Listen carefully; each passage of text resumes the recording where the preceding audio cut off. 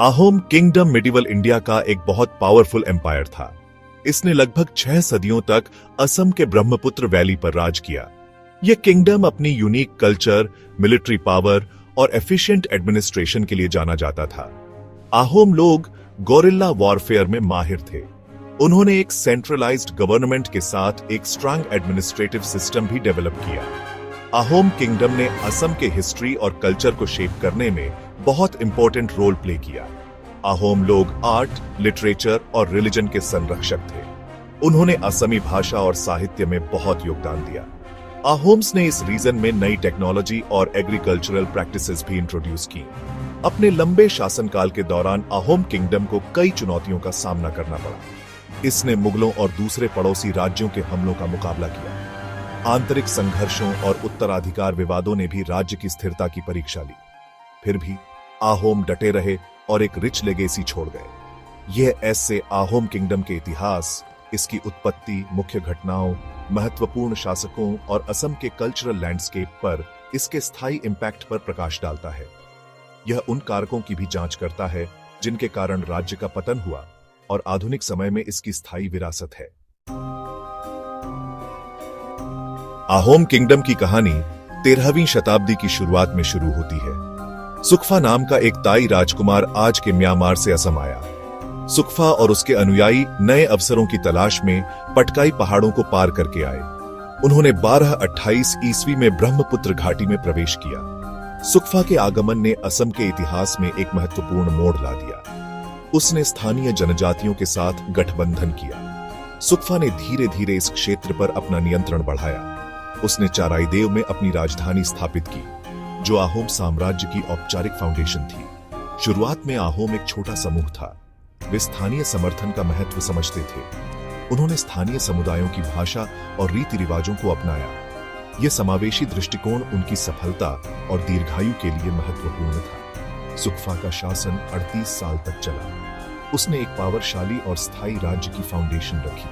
उसके सक्सेशनियों ने विस्तार और समेकन की उसकी विरासत को जारी रखा। उन्होंने आहोम साम्राज्य को पूर्वोत्तर भारत में एक प्रमुख शक्ति में बदल दिया।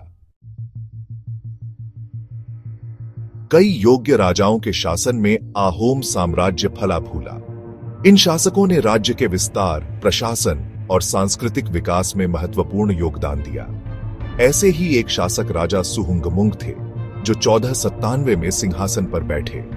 सुहुंगमुंग को आहोम साम्राज्य को मजबूत बनाने का श्रेय दिया जाता है।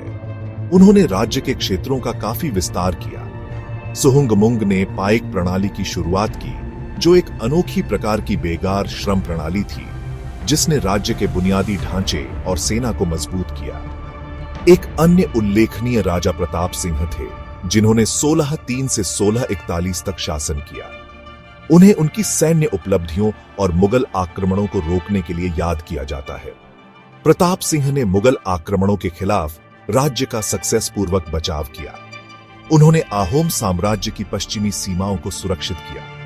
राजा रुद्र सिंह, जिन्होंने 1696 से 1714 तक शासन किया, को सबसे महान आहोम राजाओं में से एक माना जाता है।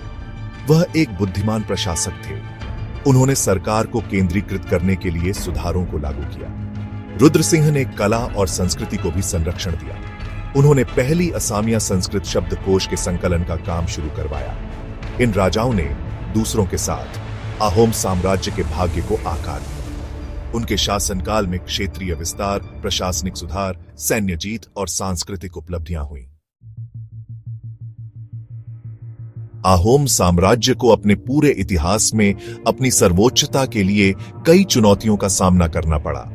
आहोम पड़ोसी राज्यों और साम्राज्यों के साथ लगातार संघर्ष में थे। इन लड़ाइयों ने उनकी सैन्य कौशल का परीक्षण किया और इस क्षेत्र के भू राजनीतिक परिदृश्य को निर्धारित किया। सबसे महत्वपूर्ण संघर्षों में से एक आहोम मुगल युद्ध था, जो कई दशकों तक चला। भारत में एक विशाल साम्राज्य स्थापित करने वाले मुगलों ने असम पर अपनी नजरें गड़ा दी। एक महान सेनापति लचित बोरफुकन के नेतृत्व में आहोम ने मुगलों की बढ़त का जमकर विरोध किया। 1671 में लड़ा गया सरायघाट का युद्ध आहोम मुगल युद्धों में एक महत्वपूर्ण मोड़ था। आहोम सेना ने हालांकि संख्या में कम होने के बावजूद मुगल सेना को करारी हार दी।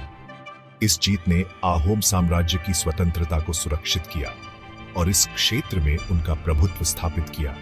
मुगलों के अलावा आहोम को पश्चिम में कोच साम्राज्य और पूर्व से बर्मी लोगों से भी खतरा था। कई दुश्मनों के खिलाफ अपने क्षेत्र की रक्षा करने की आहोम की क्षमता उनके सैन्य कौशल, रणनीतिक कुशाग्रता और लचीलेपन का प्रमाण है। इन लड़ाइयों और संघर्षों ने आहोम साम्राज्य के इतिहास को आकार देने में महत्वपूर्ण भूमिका निभाई। वे राज्य की सैन्य शक्ति, पावरशाली विरोधियों के खिलाफ अस्तित्व के लिए उसके संघर्ष और क्षेत्रीय भू राजनीति में उसके महत्वपूर्ण योगदान पर प्रकाश डालते हैं।